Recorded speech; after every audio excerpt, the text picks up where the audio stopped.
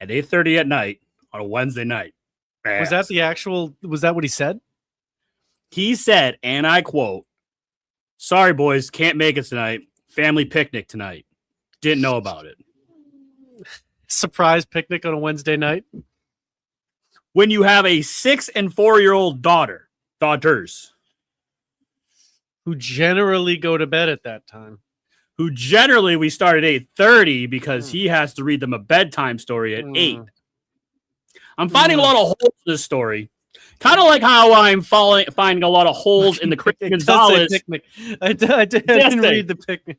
Yeah, it's kind of like the holes in the Christian Gonzalez is injured story, and that's what we're going to be talking about tonight there, Robert, on the Keep It Simple Boston Sports Podcast. We got to start plugging that a little bit better. That's what we'll be talking about tonight. So, yes, that is the main topic. I don't think Christian Gonzalez is hurt. I think his feelings are hurt because he still hasn't got that payday. Also on the show, Pat's Colts Preseason Boar Fest. That was a snooze fest. Pat's Patriots Eagles joint practices going on today and tomorrow, and Super Bowl bound, I guess. That's from all the reports. It just looks like electric over there. Defense looks great. Offense looks great. So, yeah, I guess we're going to the Super Bowl again. But Bobby, we're going to do a little Red Sox postseason March real quick. This will be a real quick one. Celtics schedule release is out, and then we finish the show with 10 questions from a guy named Rob. Welcome to the Keep It Simple Boston Sports Podcast. Friday Rewind live August 19th. We're not at a picnic, but welcome to the show.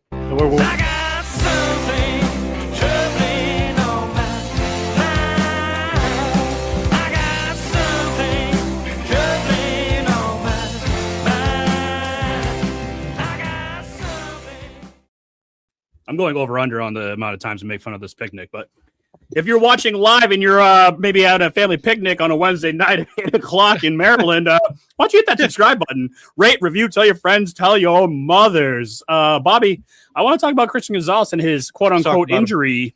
All right. The New England Patriots quarterback Christian Gonzalez remained sidelined today, missing a joint practice with the Eagles. Head coach Mike Vrabel attributed his week-long absence to an injury, though it coincides with high-stakes ongoing contract negotiations, which I call bullshit. Bobby? Yeah, I mean the timing is questionable. I don't think he's actually hurt. I think he's just he's pulled out of things. He isn't going to put himself in any sort of risk if it isn't for an actual game that matters. Is he hurt? No, but this is how he is, and we know that. What I think is actually happening is Seattle Seahawks cornerback Devon Witherspoon signed a record-breaking 4-year, $132 million contract extension with the Seahawks. The blockbuster deal makes him the highest-paid cornerback in NFL history, averaging $33 million per season. And I think that's why all this coincides with one another, that Gonzalez is a little hurt because he wanted that money, but he was hoping Witherspoon would get a little bit more so then he can go to the Patriots and say, hey, he got 35, 36, 37. I want 40. Let me tell you exactly what the problem is with this negotiation. The Seahawks paid him, and his extension starts now. Yep. So it isn't that he has to finish out his rookie deal. Mm-mm. His extension starts now. He makes 33 now. What the Patriots want to do is they want to extend him, but they want him to finish out his rookie contract. They want to give him an escalator for this year. They want him to play his fifth-year option then, and then have his extension kick in. So they want to start to pay him in 2 years, but they want to extend him. I don't think it's actually about the money. I think if Christian Gonzalez was offered that contract, it was 102 guaranteed, so he's the newest, highest paid, or it was just a little bit more in actual value, that he would sign it happily. They want to pay him in 2 years. Not now. That's the problem. The other problem, Bobby, is that he wants to not only be the highest paid cornerback in the league right now, but when the cap goes up next year, he still wants to be the highest paid cornerback next year. So basically, he's telling the Crafts in the front office, hey, he got $33 million. That's cool. I know when the cap goes up next year, 40 is the number I want. I want 40 because then I will still be the highest paid cornerback in the league. And that's what all the reports are saying, is that that's what he wants. Next year, when the market goes up, he wants to still be that guy. He could do that if he wants. He could play on this deal and then do your contract next year, and you could get that deal next year when the cap goes up. That is within his control. he doesn't get to have it both ways. If he wants to sign a deal now, he has to sign for what the market is now. You don't get to reset the market for next year this year. You do it next year. So he can do that if he wants. He can wait it out, but that means you would have to go play some football games. And that's my question to you, Bobby. Do we see him, or is he going to hold out until week 10? He's not going to hold out till week 10. He'll play. But when will we see him? Do you think it'll be like last year where he had this phantom hamstring injury? We didn't see him for 5 weeks. I don't think it'll be that drastic. I think he's going to probably sit out for a little while in the preseason. I think he's going to play the games this year. I think the season matters more. I think he'll want to play these games. It's not opening with zero expectations last year like it was against the Raiders in that schedule.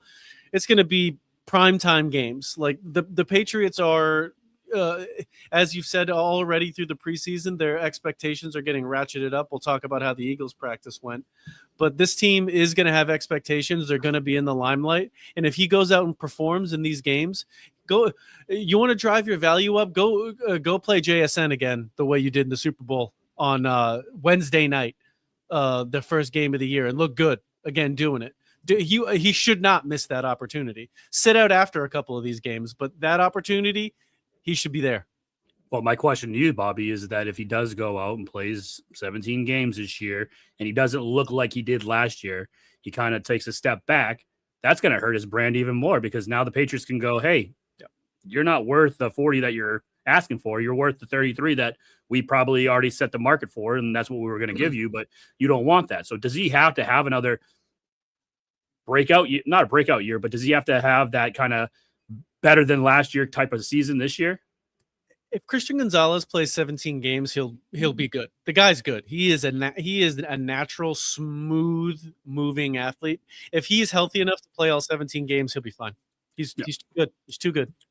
Well, now that I'm going to put the GM hat on you, you're in the front office, Bobby, and you're dealing with all of this. What would you do? Is a trade out of the realm of possibilities? I think it's too late in the season to trade him if you want this team to be good this year. I'm not saying that you couldn't trade him and get back real value, but at this point, this defense is based around having that guy out there. He is a part of their team, whether we like it or not. He is. They don't have a pass rush. Their pass rush is based off of them having a good secondary that can cover for a beat longer than other teams so they can get there. They do need the guy. So you could do multiple things. You could pay him now and trade him next year, but then you have to give up the actual dollars. Yeah, you have to give him that guarantee money. Yeah, you're going to have to give him a big signing bonus now and trade him. That's a waste of money. So they need to find a way just to make him happy for this year. Throw some money at him this year, get him on the field, and then figure it out later. They're going to have to pay Drake May too, so they're going to have to figure it out. But the problem is, if you want to be competitive this year, you need Christian Gonzalez. You don't have time to replace him.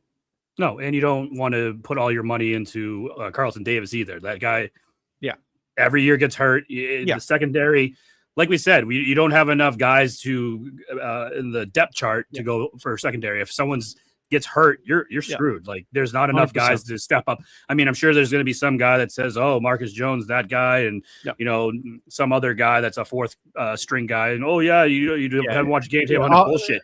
If Christian Gonzalez is Alex Austin plays for Miami, RIP. Carlton Davis, he goes down. Christian Gonzalez goes down. You're going to be lacking a lot of talent in that secondary. So you got to make sure you have these guys healthy and ready to go.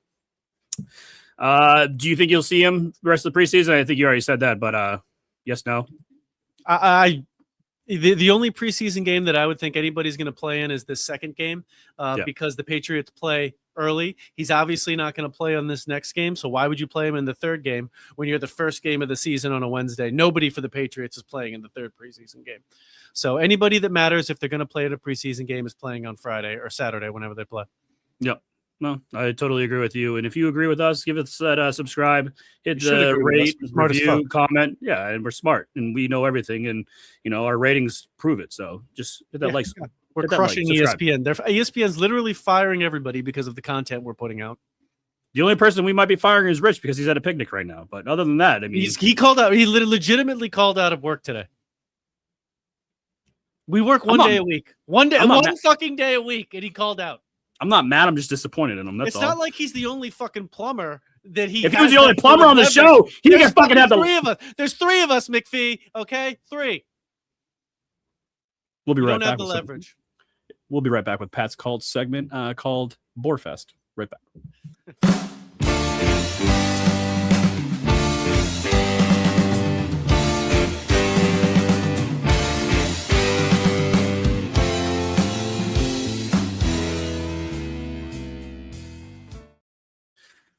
Bobby, Patriots 13, Colts 13 in the first preseason game. It ends in a tie. It's like kissing your mother. Sometimes arousing, but mostly disappointing. Tommy DeVito was a star, apparently, of this show. Started the game for New England, played the entire first half, completed 13 of 22 passes for 138 yards, capped off by a 12-yard touchdown to Kyle Williams to finish an 82-yard second quarter drive.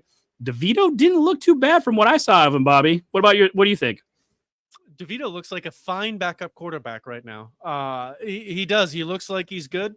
He's fitting right in with McDaniel's system, and hence why they got rid of him and kept him.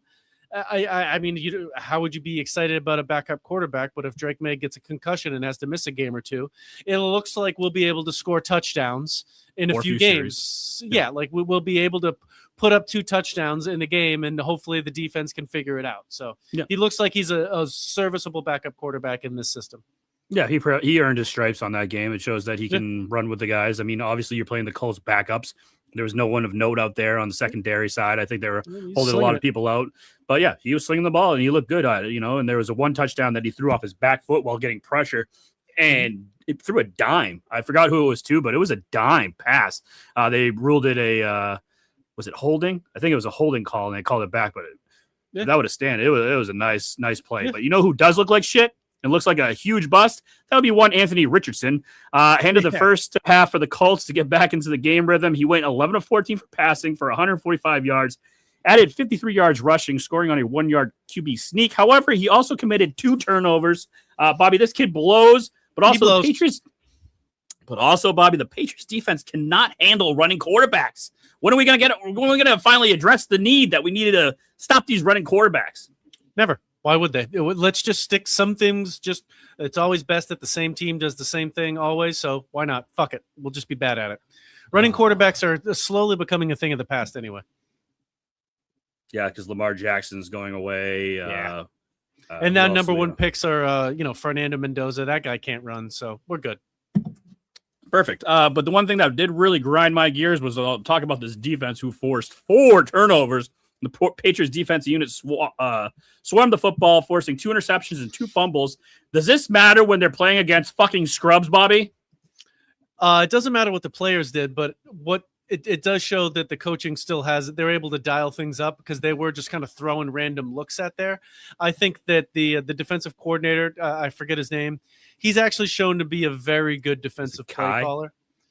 I can't remember his name. Just keep talking. He's shown to be a good defensive play caller, and he throws good looks out there. So I do Zach Kerr. Zach Kerr, that's it. I think there's something to it. The team actually has truly very good, competent coaching on both sides of the ball, and I am excited about the team this year. I think regardless of the schedule, things are looking pretty good for the Patriots. They are looking up. Well, I'm glad you said that because the last point I had was the one very negative spot of the Patriots game against the Colts, and that would be one Andy Borregales, who missed 3 field goals during the game. He finished the night converting just 2 of 5 field goal attempts in a game that ended in a 13-13 tie. All 3 of Borregales' missed, hooked to the left side of the uprights. He missed from 56, 55, and 49. Bobby, is this going to be a problem going into the season? Nah. Apparently he did this last year too. I don't remember this or recall this at all, but apparently he had a really shaky preseason. Yeah. First game of the season. I think did they play Miami in the first game of the season? I think he had like a bad kick then. The Raiders. Was it the Raiders? Yeah. So he's like, I'm standing by my guy. Like, this is my guy. This is my kicker going forward. I'm not going to bring anyone in. And obviously he turned it around, but not a good way to start year 2 is shanking those kicks early on in the preseason. Yeah. No, I mean, whatever. He's got a full NFL season under his belt unless something's happened that we don't know about. Just whatever. It'll be fine. Yeah, I think that's the biggest problem going into the preseason game number 2 against the Eagles. Like I said, from everything else, it's been sunshine and rainbows down there in Foxborough against the Eagles joint practices this week, and that's what we'll be talking about next segment. But if you like this one, hit that like button. Hit it. Subscribe, rate, review, tell your friends, tell your mothers. If you're here live, we'll be talking about that Pats Eagles joint practices right after this.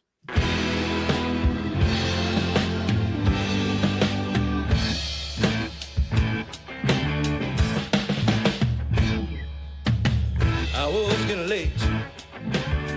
Lights began to fade.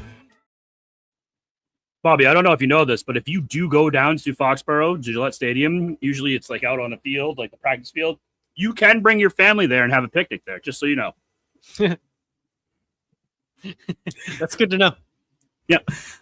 Eagles Patriots have joint practices today and tomorrow before their meeting on Saturday night at Gillette Stadium. And A.J. Brown is facing his former team, and he is lighting it up. This is the biggest storyline going into this joint practices. He's playing his old team. All eyes have been on him. After day 1 of practice, Brown dominated early on 7-on-7 period, catching multiple physical passes and a deep curl thrown by quarterback Drake May. Is this exciting to watch, Bobby? They're finally getting some chemistry. He's going against a good secondary, a really good defense, and he's lighting it up. The whole thing is pretty exciting. I mean, you talk about A.J. Brown, he's been coming on. Dobbs has been coming on, and the two of them together have looked like a potent force. And Drake May's been looking really good, and really, by all accounts, the offense looked incredibly competent. They looked very good. They were able to run the ball. The Eagles are well known for their defensive line. And again, by all accounts, Drake May, time to throw. They could run the ball. Like they actually looked like a very competitive, very good team. Like they deserve to be on the field with them. And again, the Patriots, they were in the Super Bowl last year. This isn't Gerard Mayo's Patriots. So, people talk about them like they're the shitty team. They aren't. They're good, but they're still showing up. And by all accounts, they seem to be pretty much as good as anybody right now. Yeah, do it again tomorrow. I mean, obviously today we're recording. It's Wednesday. Tomorrow, Thursday, is their second and last joint practice day. Do it again tomorrow. You have to keep this going. Repetition. Keep fucking striving. Keep making those plays. Keep protecting Drake May, A.J. Brown. Keep going light up that secondary on the defensive side of the ball. Do it. You got to keep continuing this. Until then, I mean, it's just a one-game miracle or one practice miracle. Yeah. Everyone has one of those once in a while. But May did bounce back from a late interception during last week's joint practice with Indy by looking incredibly sharp on Wednesday, linking up, like you said, with A.J. Brown and Kayshon Boutte against a talented Eagles secondary, Bobby. Is it surprising that Kayshon Boutte is still getting those looks on the first-team reps? No, not really. If he's there, he has a role. We know what he can do. And so he's going to be the primary backup for whenever A.J. Brown or Dobbs goes out. They're going to be playing that same position. He's an outside guy. And he did, based off of just merit and what he did last year, he's earned a role. It's just whether or not he's here. I wouldn't be surprised if he got traded. I wouldn't be surprised. I don't want him to get traded. I think having him as the offense and all those weapons and that constant deep threat, I want him to be there. But yeah, the guy's good. He's a good player. He's a good player. Yeah. Get a third for him. I'm all for trading him. Third or better. If it's a fourth or anything higher than that, keep him. Lose him out in free agency, that's fine by me, but keep him this season. You're going to need him as a backup, like you said. He's going to play that role, and I think he can play that role really well, like you said. If I was to trade him, I wouldn't trade him for a pick. I would trade him for a player. I would get him for a play. Like if you could swap him for a different player, it's a place that they need. Like there's a team that needs wide receivers, but this other team has an extra defensive lineman or an extra this or an extra that that the Patriots need. That's what I would do. Because I still care about this season, and I think Boutte would be. He's icing to that wide receiver room. The Patriots right now, their wide receivers the skill positions look pretty good. Very good. For the first time in a while, and him being out there, we know what his role is. He's going to catch some deep balls from Drake May if he plays. He's going to make plays. Yeah, so he'll have that one incredible game where he goes off, where he probably over 100 yards, 2 touchdowns, something stupid like that. But other than that, he's going to be one of those role players, like you're saying, Bobby. And like you said, you have a lot of talent there. You have Mac Hollins, You got Pop Douglas, who I know Rich hates, but I think he's going to look really well in the slot this year. You got Kyle Williams, hopefully coming off his sophomore. This is going to be a sophomore season, so hopefully he can take a step in the right direction. Then you got Efton Chisholm, who's making a name for himself still in training camp. Let's see what he can do. Maybe he makes a team, maybe he doesn't. Maybe a practice squad guy that you can bring in later on in the season if someone gets hurt. You've got a lot of talent there for once at the wide receiver position. It's weird saying that as a Patriots fan because that rarely happens ever since Brady's left. I think this year that for the team to be successful and get anywhere near, I don't think they're going to get 14 wins, but if they're going to get anything like, 11, 12, win the division, the offense is going to have to lead the charge. The defense isn't going to be able to win as many games as they did last year because they're going to be in more games with teams that can punch back. So they're going to need these weapons and they're going to need to put up points and they're going to have to be an offensively led team. So I would personally keep him. He was a 6th round pick and, maybe you find a way to sign him. You get, maybe you have to end up choosing between him and Douglas so that you keep or something. I don't know. I'm probably overvaluing the player just because when you watch him as a fan, he's fun. He's a fun player. He does fun stuff. And we never had threats. Never. And we got one. Yeah, and you never had, that Houston game with that one-handed catch in the snow. That's just that's going to be an iconic memory no matter what, wherever he goes, if he gets traded. When he retires. The guy won us some games last year with his catches. He did. And you know what, Bobby, to go to the next part of this whole thing, like everyone was worried about the defense, what they didn't address the needs, but it looks like they're not going to be that bad either this year. Eagles quarterback Jalen Hurts going up against a stout New England defense gives Hurts his true summer evaluation against outside competition. This is especially crucial because navigated early camp wide receiver injuries, but he didn't look good. Patriots are getting after him. He threw some terrible interceptions today at joint practices. I think he lost the ball once too. So yeah, I mean the Patriots were after him. Is it that the Eagles offense is going to be really bad this year because they don't have any weapons on the outside and they're relying all on Saquon Barkley to be that rushing threat, or what? It's classic Eagles that they win the Super Bowl and then just steadily melt after that. So it is classic Eagles that they're coming back to earth where they were, they could do no wrong. They're still a good football team, but this is what the Eagles do. They'll melt down. They're going to run Jalen Hurts out of town after this season because all of a sudden he's going to blow. And then they'll get a new quarterback. Roseman will rebuild everything and they'll be good again in like 3 years. But yeah, this is what the Eagles do. Yeah. So, I mean, I probably won't watch a lot of this game. I think Drake May will play maybe a quarter, if that. I don't think I think they're getting all their competition this week during the joint practices, and then these 2 days that's their work. Yeah, you might see some of the stars on the field, but yeah, you won't see a lot of them. Yeah. It's going to be like a 1 quarter, if that. Yeah. No one wants to get hurt. This is pretty much the dress rehearsal for the season kind of thing. So. Yeah, I mean, game 2 for the preseason. We're almost there, Bobby. We're almost at the regular season. It's almost Wednesday, September 9th, when the kickoff begins, baby. I can't fucking wait. Yeah, it's game day is basically 3 weeks from today, right? Yeah. Yeah. So, I mean, they're not going to. The third preseason game will not matter. That is an exhibition for all the tards at the end of the roster that are going to get cut. If anybody's playing, they're playing. Like I said, the next 3 days are when the starters are going to get real work in. Yep. And if you think we're tards, why don't you hit that like button, subscribe, rate, review, tell your friends, tell your mothers. But we know we're not tards. We're smart. We're smarter than the average Joe. Exactly. If you like that, too. Yeah, we show up to work. We don't go on picnics with our families. But if you're watching live, we'll be right back with a quick Red Sox segment. If you're not watching live, I don't know. See you next time. Hello from the. 1, 2, 1, 2, 3.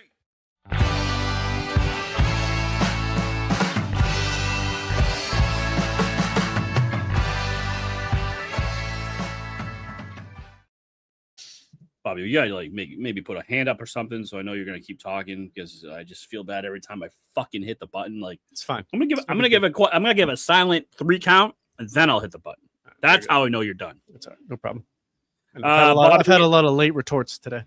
I know, and it's just you got to be on your game, and I don't know if it's like I apologize. No. I mean, you're probably thinking about going on a picnic with your family, so I mean, there's that. The Red Sox. I've done it on every segment so far. Fuck you, McPhee. Red Sox postseason push. The biggest news coming out is Adley Rutschman awakens with his first homer as a Sox after an incredible slow start to his Boston tenure following that blockbuster deadline trade from Baltimore. Starting just 1 for 20 at the plate. 3-time All-Star catcher Adley Rutschman at his first breakout game at Fenway Park on Tuesday night, Bobby. Is this finally, it's starting to come together. The blockbuster guy is starting to get adjusted. He came off an injury. Do you think this is going to be a step in the right direction, or do you think this was just a flash in the pan for him? I mean, he's been a mediocre player all this season, so he's gonna have his moments with it. The Red Sox, they just won 2 games against the Diamondbacks, who are a good team, so they've seemed to have stabilized from their losing streak. We'll see how it goes from here. Yeah, you need him to go in the step in the right direction. It's a playoff push. You need to start getting all these guys ready to go. It's a long postseason for the baseball playoffs. So, one of the other bigger news, Bobby, I don't know if you know this, but guess whose pinky doesn't hurt him anymore? No way. That'd be one Roman Anthony. He started his rehab in Portland. He hits a homer in that game. We were talking about it last night at the text exchange. I know you only go on your phone once a week, so I apologize, but we sent that to you. I was trying to make you happy, but then we started talking about how you've had sex so many times and so many children that you don't even put your penis inside your wife. You just do a rain dance, and that's how you get her pregnant. So, yeah, that's what we were talking about, but you might not have seen that because of your one time a week. My penis goes lots of places. Like dudes' butts? If that's where it wants to go, it's going there. Speaking about butts and penises and major injury blow, Yoshida. Here we go live to Richard McPhee's picnic. No, we're talking about Yoshida, and he's going to be out for the long term. He has a very, very hurt hamstring, and it's basically a significant left hamstring strain, and he suffered that Saturday against Toronto. He's probably going to be out, which is good news because now you can just put Roman Anthony right there, and you don't have to worry about burning a roster spot. So that's a step in the right direction, in my opinion. You can't wait till you put that guy back in the clubhouse who they jettisoned for generally being an asshole. And fucking everything in Boston. Talking about penises and wherever it wants to go. Roman Anthony, he had the same problem you did. And speaking about dicks, Trevor Story, I guess he's on his way back. He started his rehab assignment in AAA Worcester. They're bringing back all the cunts.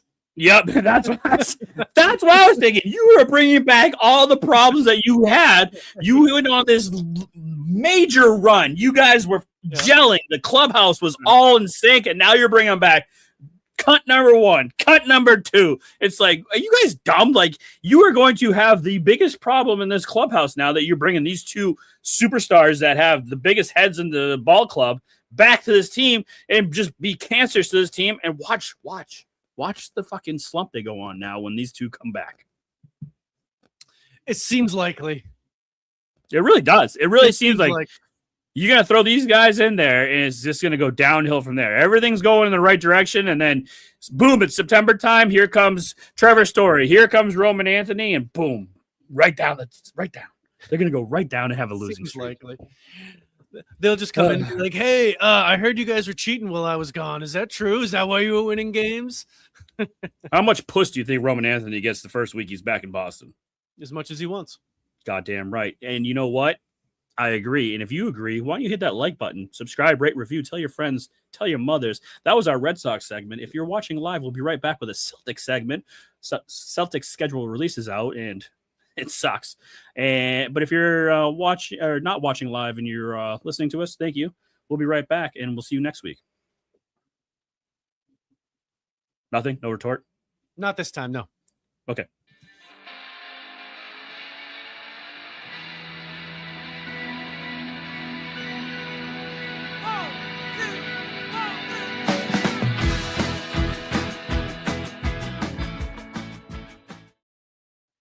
What kind of food do you think he brought to the picnic? Probably a lot of hot dogs. Bun or no bun? No bun. Yeah, they brought the buns.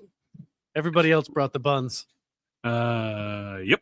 Bobby, the Celtics schedule has been released. Obviously, I don't know. It's not like the NFL schedule where you can like circle the calendars. You play every NBA team, but yeah, there are some interesting dates that we have to address. The single biggest one, circled by many Celtics fans, is Thursday, January 21st, 2027, when Jaylen Brown returns to TD Garden for the first time as a member of the rival 76ers, adding to the drama. This is going to be a national televised matchup, and it lands on a second of a back-to-back night for Boston. Bobby, did the NBA mess up on that one or what? What's the over-under Paul George is available for that game, or does he have a long a 2-week calf injury at that point? He won't be on the game. Mike Conley won't be in the game. Mitchell Robinson probably won't be playing that game. I mean, the NBA could have put them on Christmas Day. That would have been the perfect Christmas Day matchup. But instead, they put them in somewhere in the middle of January after a back-to-back. Come on. It is dumb. If it's Christmas, it just one of your Sunday afternoon, your Saturday afternoon matchups that they're going to be doing. Like, it's just your opening night game that you could have put them at 3 o'clock instead of playing the Detroit Pistons. You want ratings? You want some people watching a 3 o'clock game on a Tuesday night in October? Throw them against the 76ers. Everyone would want to see that. How baseball and basketball and the NHL does their scheduling, to me, it still boggles my mind that they haven't figured it out. It's like they fuck it up all the time. I could have figured it out. I could have figured this out. Prime time. Boom. Yeah. Real simple. Opening night. Excuse me, I burped. Yeah. Opening night. Christmas Day. New Year's Day. Any fucking day other than a back-to-back. You have a nice little rest. Well, even still, they still do these like these Veterans Day matchups, these other like ancillary holiday matchups that they like make a thing out of it. Oh, Martin Luther King Jr. Day. All these things that they do where they make these events out of it. Put it there. Yeah. Do something. They just made it a throwaway game. That's a throwaway game. Yep, it's not gonna be a very good game because you know that there's going to be multiple players out, and maybe even Tatum. Maybe Tatum doesn't even play on a back-to-back, depending on how things are going this year, you know? No, exactly. Brown will get there. He'll get shit on. He'll leave. Yeah. Speaking of weird and scheduling decisions, the Celtics open up the entire NBA regular season on Tuesday, October 20th at 3 p.m. Throw the fucking 76ers there. That would have been a pretty good one. On the road against the Detroit Pistons, this marks the first time since 2011 that the league launched its season with an afternoon tip-off. Bobby, do you like this or not? It's so stupid. Ooh, it's so dumb. It's so dumb. I love it. You know why? I don't have to stay up till 11 o'clock. I can. You'll be done by 6 o'clock. You'll be eating dinner, watching the fourth quarter, and just being like, "This is amazing." Then you can go to bed. If they lose, if you're angry, you can still be up till 8, 9 o'clock. That's fine, and then go to work the next day. Perfect. I love it. I mean, like, what are they trying to say? They're trying to say that, like, you should stop going to work to watch this NBA basketball game. Like, is that what they're trying to say? I don't know what they're trying to say. It's very weird because they're playing in Detroit. That's an hour back. So that's a 2 o'clock tip off over there in Detroit, right? I think they're Central Time, but I'm not certain. Yeah, they probably are. Yeah, I think they're Central Time. So yeah, that's a 2 o'clock tip off. Yeah, makes no sense.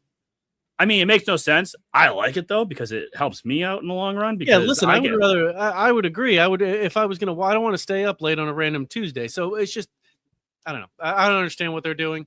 I don't like the randomness to the schedule. NBA games, there should be 3 days out of the week where NBA games are played, and they have days off in between. It should be very simple. Yeah, Sundays, Tuesdays, Thursdays, boom, whatever, something like that. We just solved it. Yeah, that's exactly. Real simple. Then people know when you want to watch an NBA game, this is when you do it, and you don't have to worry about all the other ancillary crap that goes on because people got way too many other options. So that's when the game is. Come see it. Yep. Their home opener is against the New York Knicks. You could have made it against the 76ers. That would have been a pretty cool game. 3 days after the opener, on October 23rd, Boston plays its home opener against the defending NBA champion, New York Knicks. This will serve an immediate test, obviously, especially for newly acquired center Mitchell Robinson, who spent his entire career in New York before joining the Boston Celtics this summer. Bobby, do you think they got it right with the home opener? I mean, I can't complain about a Knicks Celtics game. I'm not really going to complain about that. Obviously, the 76ers in the return, that would have been fun for the home opener, but that's a good game. I'm not going to complain about that.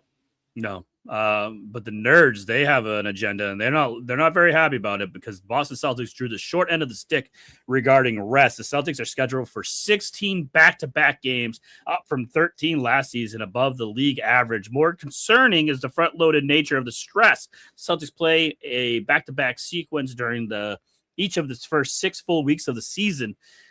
This will immediately test Joe Mazzulla's depth management with older veterans like Paul George, Mike Conley, and Mitchell Robinson. Bobby, what the fuck? How did we get the short end of the stick on this one? In a season that spans from October to April, why you would need to play 32 games back to back? I don't understand. That makes no sense. That literally makes no sense. Me neither. So they need to literally almost play. Oh, it's over a third of their schedule. They need to play back to back. Yeah. And not only to mention that, but November and April is a gauntlet. The calendar features massive travel extremes. Boston will spend most of November on the road playing 12 away dates in a 16-game stretch. Furthermore, the team finishes the season with a 10th sprint, playing 7 of their final 9 games on the road against Eastern Conference playoff contenders. That's explainable. The McPhee family picnic is the entire month of that month there, and it is at the Garden. So that is explainable. You think, by then the snow's melted in Maryland and they could probably go out to the nice park and, put the radio on, tune it to an AM station and listen to all those games on the AM station. So absolutely. Yeah. So if you're like the McPhees and you're going to be watching or listening to all the Celtics in April and November, hit that like button, subscribe, rate, review, tell your friends, tell your mothers. If you're watching live, we'll be right back with 10 questions from a guy named Rob. If not, see you next time. Nothing. Okay.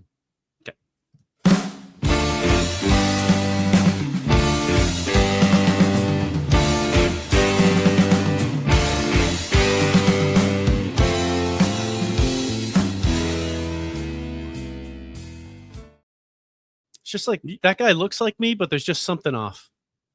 Small cock. Yeah, you can tell it. You can just tell by the picture that he's not the same. Well endowed. He's not well endowed downstairs. You can tell, Exactly. Yeah, no, he doesn't have quite the thickness. No. Bobby, we're cruising, by the way. I know this thing is just on full blast. All right. No rambling, just no, exactly. Spot on.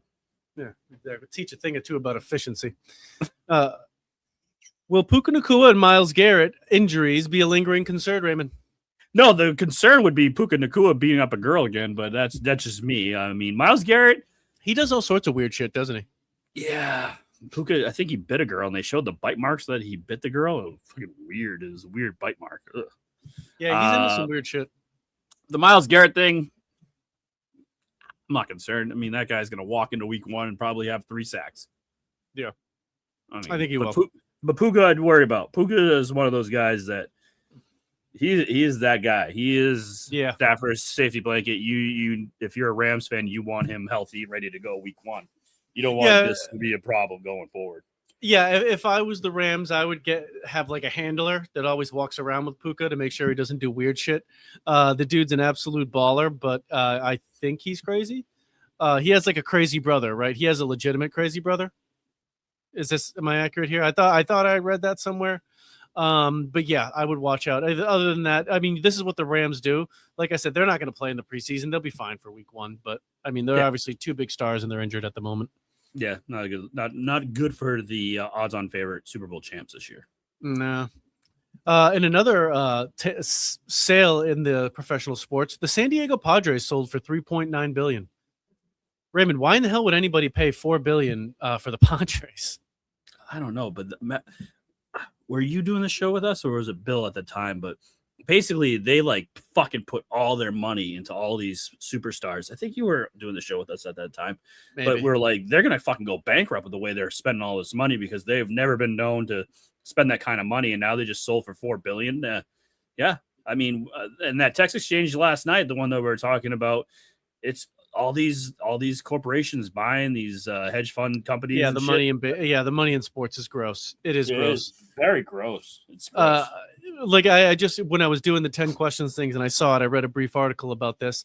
This ownership group bought them for $800 million like 12 years ago, It was something relatively recent, and then now selling them.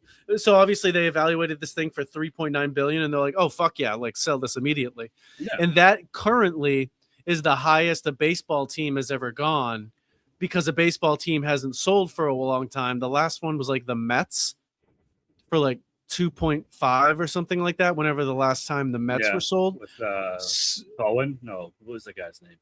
Cohen. Steve Cohen. Yes, Steve Cohen. Yeah. So it's just that baseball teams haven't been turned over as much as some of these other ones, but that is currently the most a baseball team has ever sold for. Yeah, 2020, $2.4 billion the Mets sold for. Okay, yep. So there it is, the Padres. There it is, a team that literally nobody gives a Never has won anything.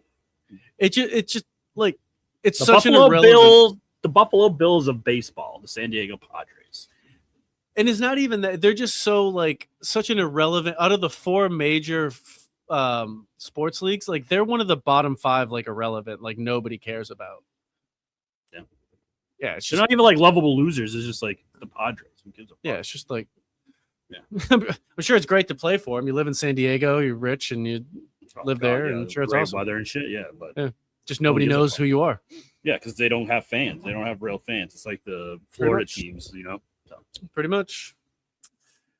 Was this class of NBA Hall of Fame inductees the worst class ever? The NBA Hall of Fame is the worst Hall of Fame out of all of them. You can basically have an average career and you will get inducted into the Hall of Fame.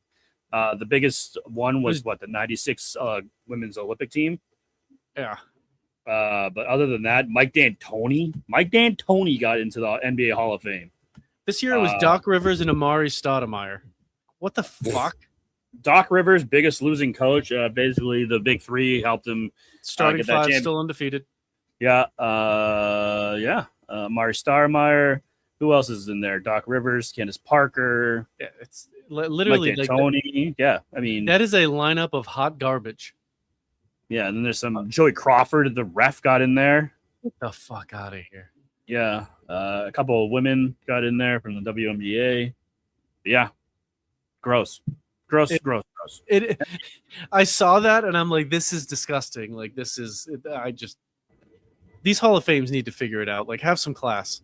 I was listening to one podcast and they're talking about the NBA Hall of Fame and how bad it is, and they're like running down players, and Vlade Divac is an NBA Hall of Famer. He only made the All-Star team one time. And I don't think he even averaged a double-double. I think he is like...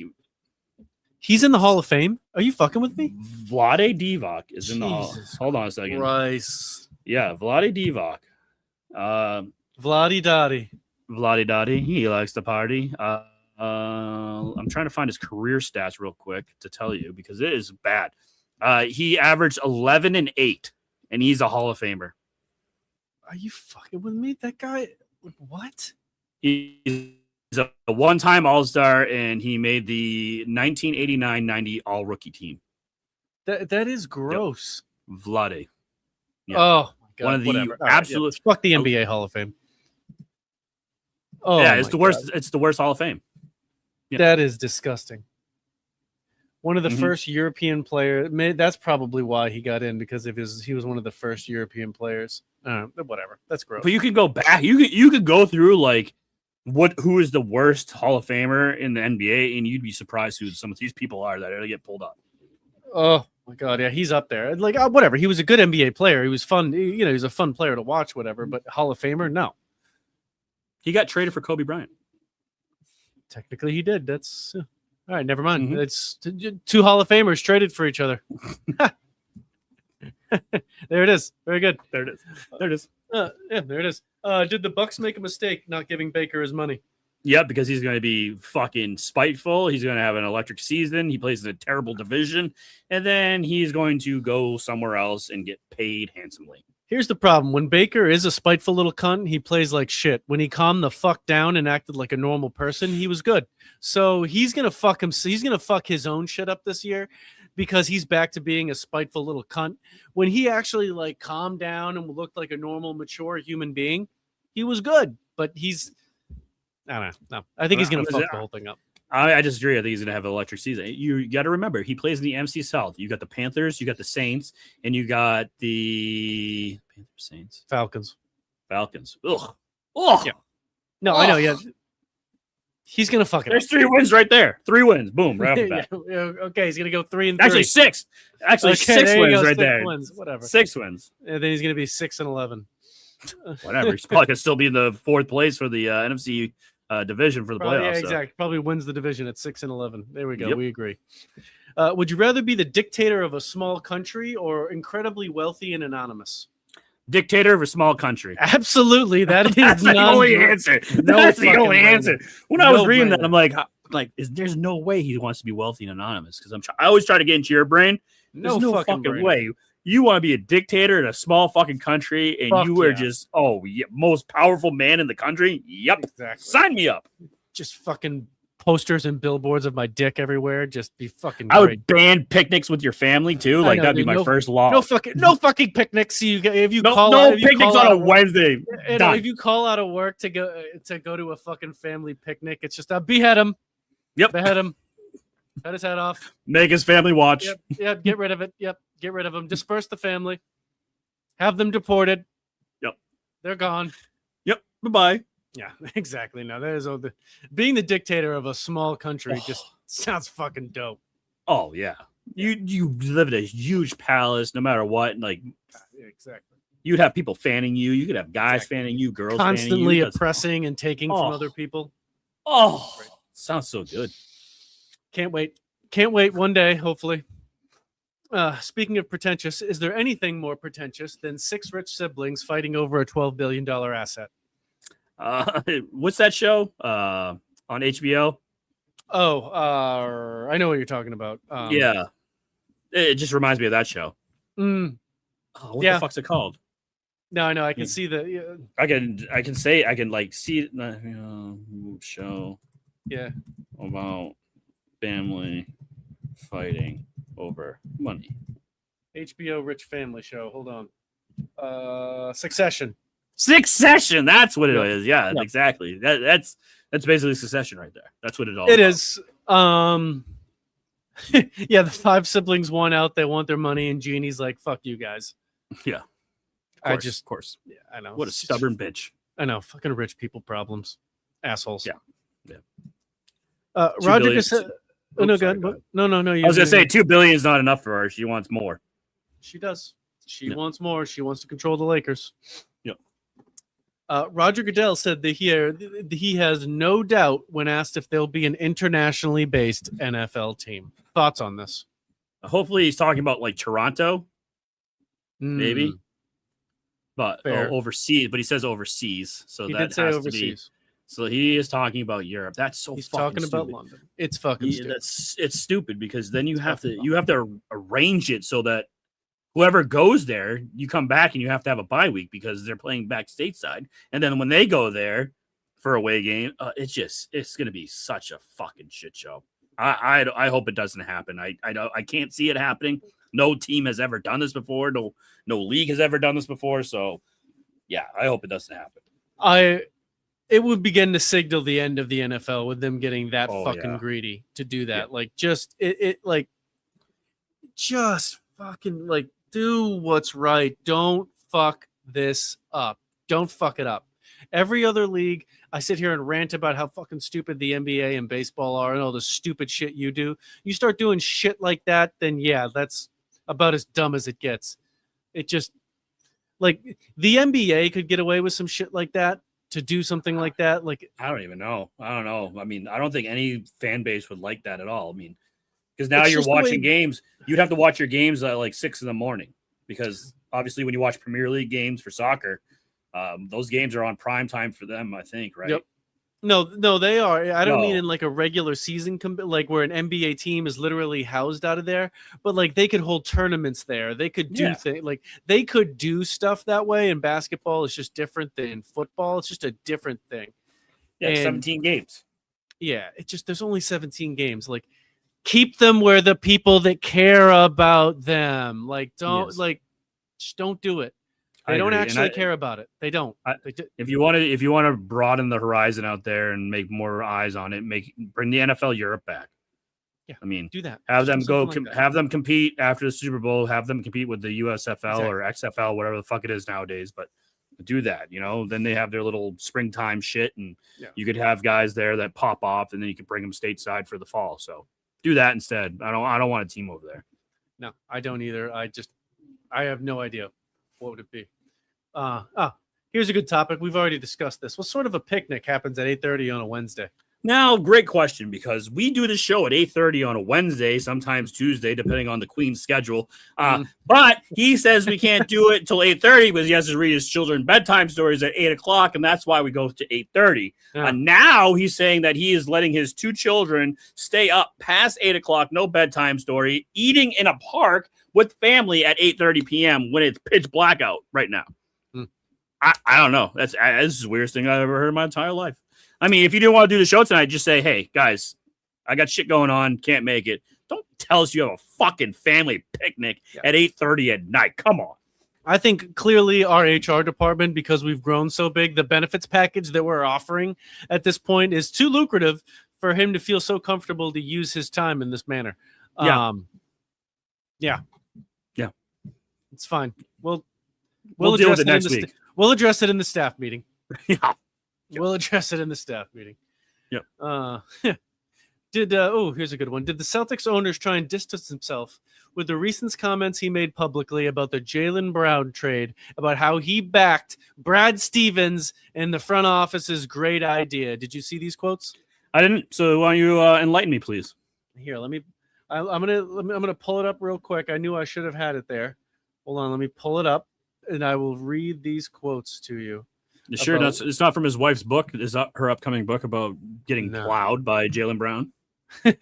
No, that would be sweet. She loves that. She loves that naughty books, those romance novels. So, God, where is it? Come on.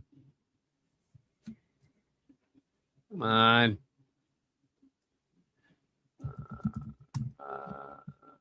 right, screw it. I'm not going to sit here and go for it. But he basically made some comments where he put it in such a way where it's like, listen, I signed off on this trade because they had Brad Stevens had this conviction in it, and to me, it sounded like he was like putting all the blame on Brad. Pretty much, like he was distancing himself from it. This is Brad's idea. This wasn't my idea. This is what the Brad Stevens wanted, and exactly. I just wanted to go and didn't want to make him unhappy. Yeah. Exactly. So I don't like this guy. I don't like this guy already. This guy he's not gonna last long. I know. I can't find it. I was still looking for it, but that's what he said. And the final question, you answered for it. Does Roman Anthony's pinky still hurt? No, he hit a dinger, and he's about to come back to Boston, and he's going to be plowing pussy galore in Boston.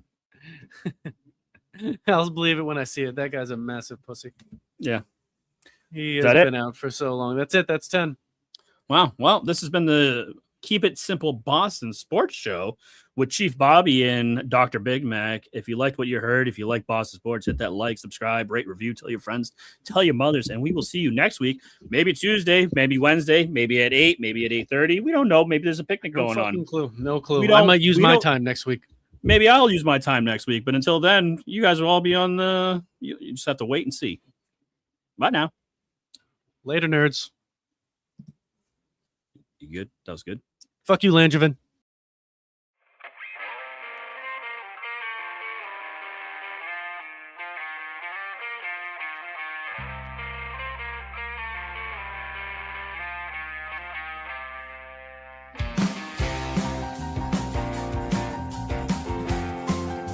Apparently, the Celtics are dumb front-running pussies. This is the same team they have been for 4 years running.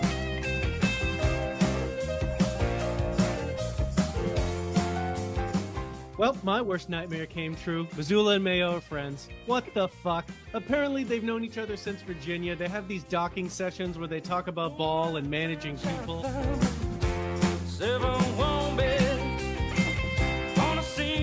I'm on vacation. I'm going to quay all these. I'm going to fucking watch them this week. Do you say quay? Is it not Quay? It's Q. It's Q. It's Q-U-E.